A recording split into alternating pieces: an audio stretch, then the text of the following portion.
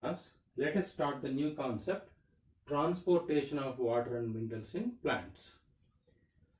There are transporting tissues in plants. The transporting tissues are xylem. Xylem transports water and minerals. And next transporting tissue is phloem. Phloem transports food materials. So in this class, let us study in detail how transportation of water and minerals happens in plants. See, to understand this complex process of transportation of plant water and minerals in plants, we have to understand the following processes. The processes are osmosis,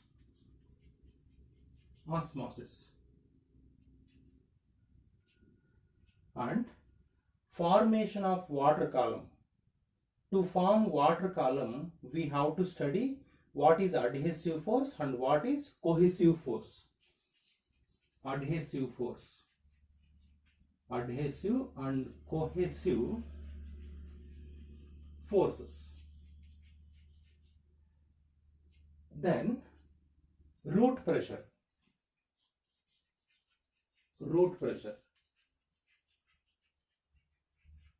And the last physiological process which helps in transportation of water and minerals is transpiration.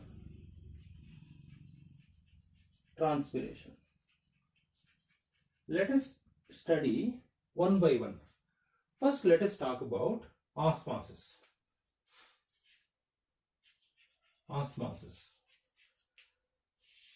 Osmosis is a physiological process in which movement of water molecules happens from the area of higher concentration to the area of lower concentration.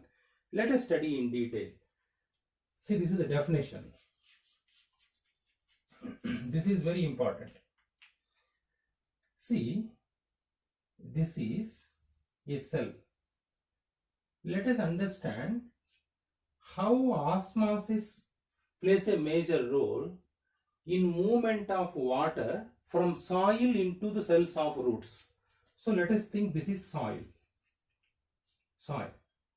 and this is cytoplasm. This is plasma membrane.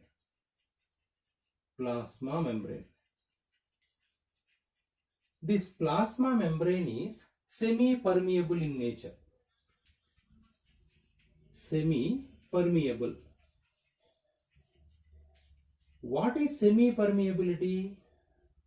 Allowing the movement of a few substances to pass through it. That is what is semi-permeability. To understand semi-permeability, first let us talk about permeability. What is permeability? Any material can pass through. That is permeability. Open place, example. Then what is impermeability? Let us take the example of wall. Through wall, nothing can pass through. That is impermeable in nature, wall. What does semi-permeable means? Let us think window with mesh. So through window, a few substances can pass through from outside into the room. So in the same way, plasma membrane is semi-permeable in nature. It means it allows only few substances to pass through. That is semi-permeability. Now let us understand what is osmosis. See, this is soil, and in soil the concentration of water and minerals is high. So this is soil solution. What is soil solution? Soil with water is called soil solution. In soil solution, concentration of water is high. And in the cytoplasm of cell, concentration of water is low.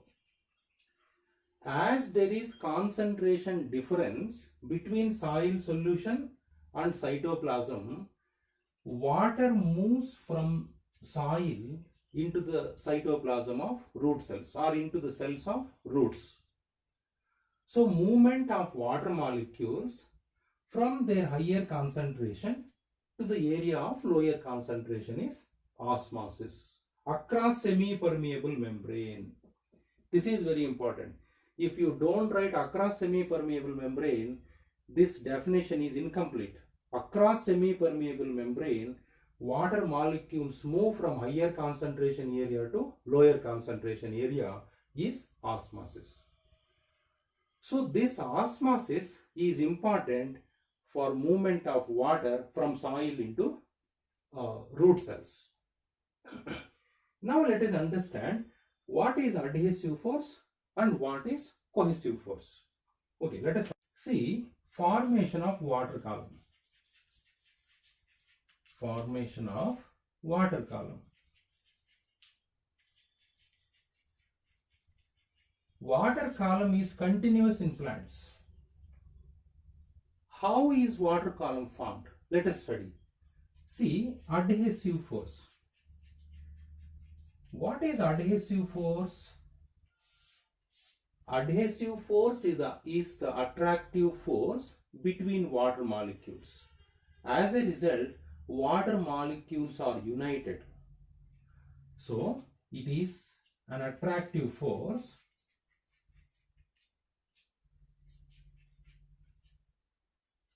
between water molecules.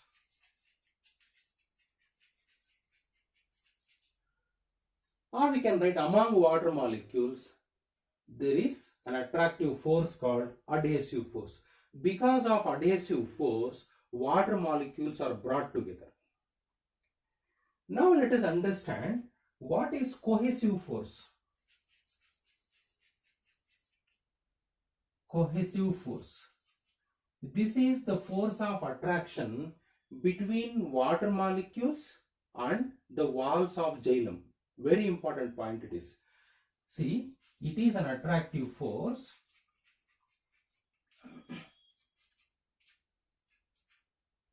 between water molecules and the walls of xylem. The wall of xylem. Because of cohesive force, water molecules attach to the walls of xylem. As a result, through xylem vessels, continuous water column is formed. So this is xylem vessel. Xylem vessel. This is water column. This is water column. So to form water column, adhesive force and cohesive forces, both forces play a major role. Okay, after understanding the formation of water column, let us study what is root pressure and what is the role of root pressure in movement of water. See, root pressure.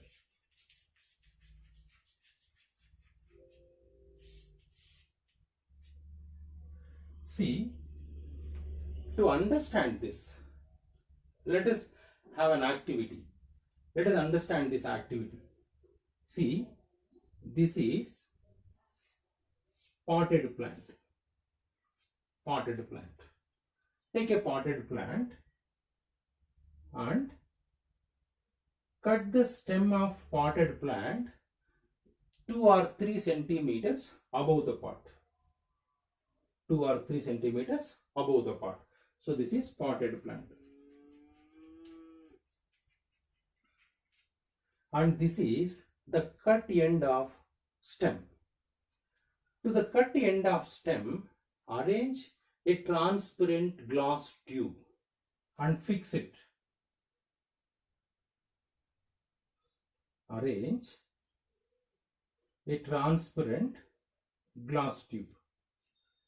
So this is glass tube. and fix it tightly without any gap. Fix it tightly without any gap and water the plant continuously. Water the plant continuously. Leave this apparatus undisturbed for a few hours, 5-6 hours, and observe continuously. Water rises in the transparent tube.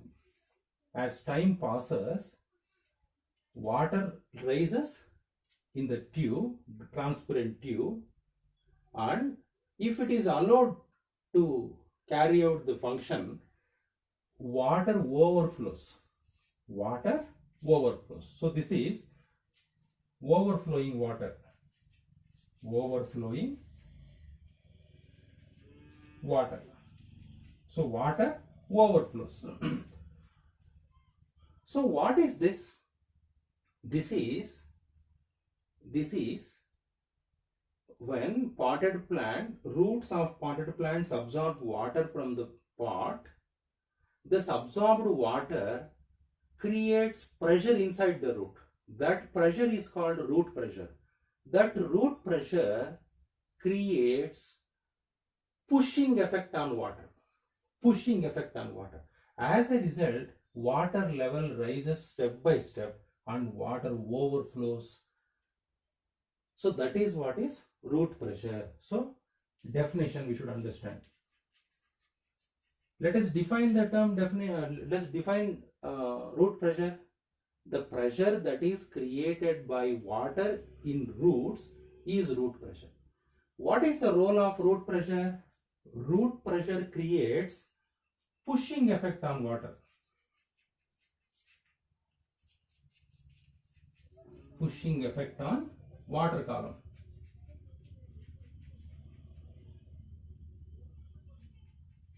See, this is very important point. Pushing effect. Pushing effect. As water column is pushed up, water moves up in plants. So this is the role of root pressure. Now let us understand the remaining process, that is transpiration. Very interesting topic it is. Very interesting class it is.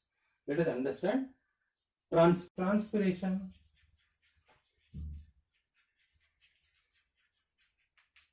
Transpiration is evaporation of water molecules into atmosphere through the stomata of leaves. That is definition. Let us define the term transpiration. Movement of water into atmosphere through the stomata of leaves is transpiration, that you studied already in your lower classes. This transpiration creates pulling effect on water column. So transpiration creates pulling effect on water column. Let us understand with this activity how transpiration is important for the upward movement of water. See, to understand this activity, we have to be very careful. Let us do this small thing here. See, take a transparent tube. Take a transparent tube.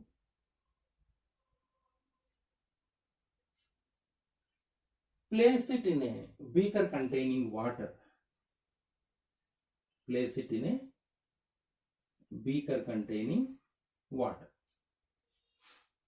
So this is beaker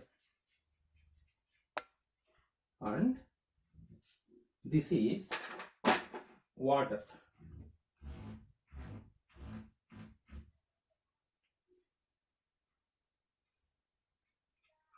This is water.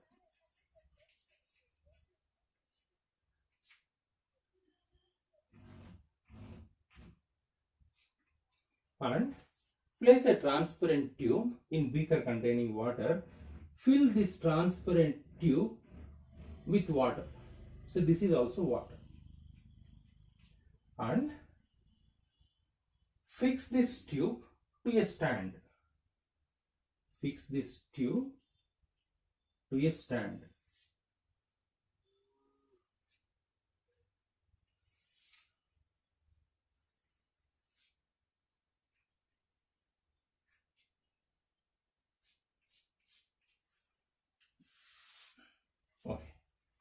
Now take a sponge. Place this, first make the sponge moist and place it on the glass tube. Place it on the glass tube. Fix it firmly. So this is sponge. This is moist sponge. So this sponge contains pores. These pores, through these pores, water moves into atmosphere. Through these pores, water moves into atmosphere. So this is movement of water. Movement of water through these pores. As water moves into atmosphere through the pores of sponge, water level in beaker decreases. If you continue this process for a few hours, after a few hours, water level still decreases. And if you leave it, water level comes to 0. There would be no water in beaker. And if you still leave it, even sponge becomes dry. Because whatever water is there in sponge, complete water evaporates into atmosphere, it becomes dry. Now let us compare pores of sponge. Pores of sponge or stomata. Sponge is leaf. Sponge is leaf. These pores are stomata. And this glass tube is stem of plant. This transparent tube is stem of plant. This beaker is soil. Beaker with water is soil solution. Let us understand. Soil solution. See how transparent is very important for the upward movement of water. Let us understand. So through stomata, through the pores of sponge, water evaporates into atmosphere. As water evaporates, this movement of water into atmosphere creates pulling effect on water column. Pulling effect. As a result of pulling effect, water moves into glass tube from the beaker and through pores water escapes into atmosphere. So the sponge is leaf. These pores are stomata of leaves and this tube is stem. Through stem water moves up through xylem vessels. So water column is pulled up. And from soil through osmosis water enters into the cells of roots. So therefore transpiration creates pulling effect on water column.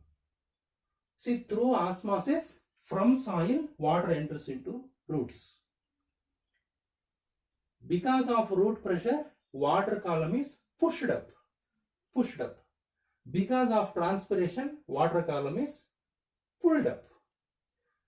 So because of these three processes, upward movement of water and minerals happens in plants. So this is how transportation of water and minerals happens in plants. In our next video, we will discuss about movement of or transportation of food materials in plants. In this video class, let us start the new concept, transportation of food materials in plants. In our previous video class, we studied transportation of water and minerals in plants. See, what are different food materials? Different food materials are sugars, proteins and fats. So these food materials are transported through the transporting tissue, that is phloem. Phloem is a food material transporting tissue. These food materials are transported in dissolved condition. Dissolved condition. In dissolved state. See, these sugars, proteins and fats dissolve in water. In dissolved condition, they are transported from the place where they are prepared and to the storage places. What are different storage places? The storage areas are roots, stem, fruits and leaves also. So therefore, food materials are transported from the area where they are prepared to the storage areas. Now, let us study how transportation of food materials happens in plants. So to transport food materials, osmosis plays a major role. In our previous video class, we understood what is osmosis in detail. Once again, let us know the movement of water molecules from higher concentration area to the lower concentration area across semi-permeable membrane is osmosis. That we studied already, you also know. So what is the role of osmosis in transportation of food materials? Now let us understand what is osmotic pressure. Osmotic pressure. This osmotic pressure plays a major role in the transportation of food material. First, let us define the term osmotic pressure.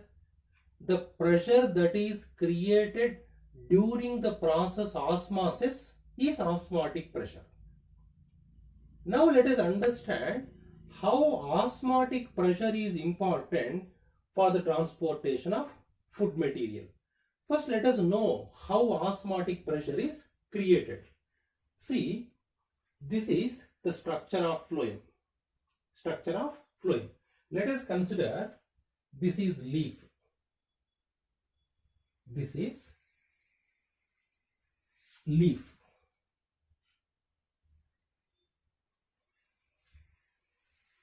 Leaf it is. And leaf has midrib. In the midrib, there are xylem and phloem. Xylem below, phloem above. So phloems, this is structure of phloem. Phloem consists of sieve cells, sieve tubes. See, these are sieve tubes. Sieve tubes. And the sieve tubes are connected with sieve plates. See, these are sieve plates. Sieve plates. And the sieve plates connect sieve tubes. And each sieve plate consists of holes called sieve pores. See, these are sieve pores. Through sieve pores, food materials are transported. So try to understand. Through sieve pores, food materials are transported through sieve tubes. This food material transportation happens in both directions. From ground area towards stem part. From stem part towards earth surface. So in both directions, food materials are transported. Now let us understand how osmotic pressure is created. See, try to understand. Every cell in leaf is supplied with xylem and phloem. How in the body of living organisms, particularly animals, tissues are transported. Tissues are supplied with arterioles and venules, that we know already. So in the same way, every cell in leaf is supplied xylem for transportation of water and phloem for transportation of food materials. So therefore, now let us come to the point. In every cell of leaf where there is chloroplast, food is prepared in the presence of sunlight. That is called glucose, sugar. See, let us understand. See, these are companion cells. Companion cells means adjacent cells. The cells which are present near to the sieve tubes are companion cells. So this is the structure of phloem. See here, food is prepared, that is sugar. Sugar is prepared. This sugar moves into sieve tube. Sugar moves into sieve tube. When sugar moves into sieve tube, concentration of water in sieve tube becomes less. Try to understand. As sugar moves from the cells where sugar is prepared to sieve tube, in the sieve tube, concentration of water becomes less, concentration of sugar becomes more. To balance the concentration of water in sieve tube, from the adjacent cells, water moves. From the adjacent cells, water moves. So here, in adjacent cells, concentration of water is more. In sieve tube, concentration of water is less. So across semi-permeable membrane, water moves into sieve tube to balance the concentration of water. So this movement of water, fast movement of water into sieve tube from the adjacent cells creates osmotic pressure. What is the importance of osmotic pressure? This osmotic pressure, importance of osmotic pressure. Osmotic pressure is very important for the movement of food materials from higher osmotic pressure area to lower osmotic pressure area. See, for example, let us consider in this sieve tube, concentration of sugar is more. It means osmotic pressure is high. In this sieve tube, osmotic pressure is low.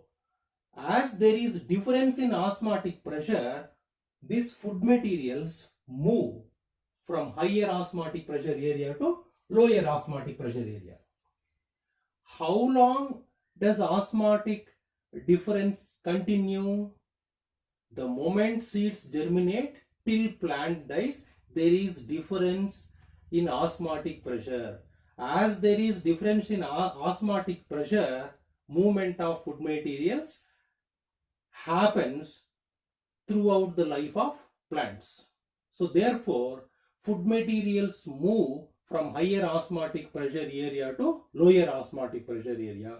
So without osmotic pressure difference, food materials transportation does not happen and it is highly impossible. And transportation of water is a physical process through xylem. And transportation of food materials uses energy. So transportation of food materials is a energy consuming process. Energy consuming process. What does it mean? It means when energy is required, ATP molecule undergoes hydrolysis in the presence of water.